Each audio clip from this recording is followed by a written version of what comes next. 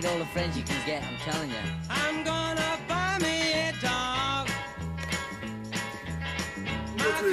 Bonjour.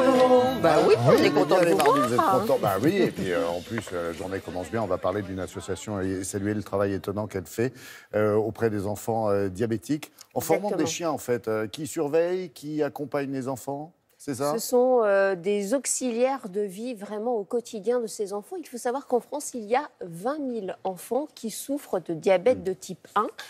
C'est une maladie difficile, c'est une maladie très contraignante parce qu'il faut faire entre 6 et 10 mesures de glycémie par jour, y compris la nuit. Autant vous dire que la contrainte, elle est autant pour les enfants que pour leurs parents. Alors, quel est le risque majeur? C'est que ces enfants décèdent à un moment donné, tombent dans le coma et puissent décéder, notamment pendant leur sommeil. Stress donc permanent pour la famille.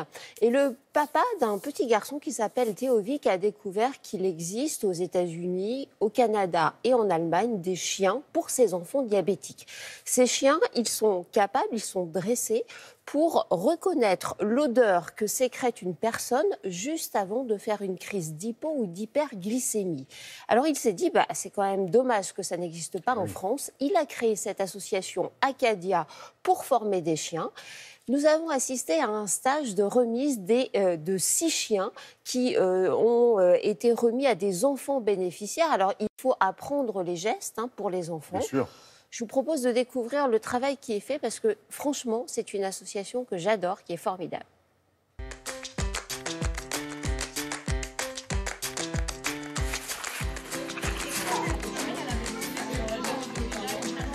Nous sommes la première école en France à éduquer des chiens d'assistance pour les enfants diabétiques.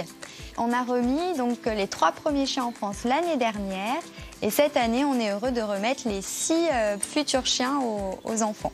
Oui. Martin fait partie des chanceux. Depuis quelques jours, il découvre sa chienne Nixie. Ici, descends. Super, tu peux récompenser le dessin. Il doit apprendre à la diriger, des gestes techniques que Nixie a acquis à l'école depuis plusieurs mois. Toute la journée est rythmée selon les contrôles de glycémie. La nuit, c'est 3-4 réveils par nuit pour vérifier les taux de glycémie à Martin, pour éviter les malaises hypoglycémiques ou hyperglycémiques. Il cache dans sa poche un échantillon d'odeur d'hypoglycémie pour entraîner Nixie. Ça marche, Nixie lui donne des coups de museau pour dire qu'elle a repéré cette odeur. La future arrivée de Nixie est un bouleversement dans la vie de cette famille qui vivait jusqu'ici dans la crainte que le petit garçon ne tombe dans le coma. La complicité est déjà là entre Nixie et son petit maître. Alors les chiens, ils sont formés pendant 8 à 10 mois. Alors on a essayé de trouver un comportement qui se démarque des comportements naturels du chien. Donc le chien va poquer avec son museau, il va donner des coups de museau très insistants un peu partout sur le corps du bénéficiaire pour indiquer qu'il y a un problème. Donc si l'enfant ne répond pas au POC, notamment la nuit, le chien a toute une chaîne de comportements qu'il a appris. Donc il peut dans un premier temps aller appuyer sur un bouton, il peut également aller chercher de l'aide. Ici, va chercher de l'aide.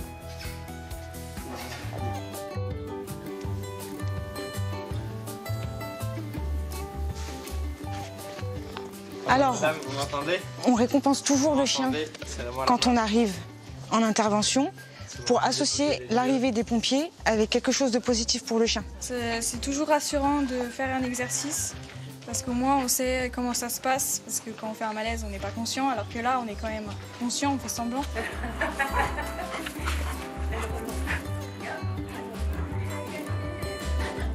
La première question, Natacha, c'est un chien, un enfant, c'est un vrai couple, on peut pas Oui, changer. exactement, et c'est l'association qui crée les binômes en fonction des personnalités et de l'enfant et du chien. Ça va coûter cher de former un chien, non? Ça coûte très cher, ça coûte entre 20 et 25 000 euros. Il faut savoir quand même que ces chiens sont remis gracieusement aux enfants qui en bénéficient. C'est une association qui a donc besoin d'aide financière.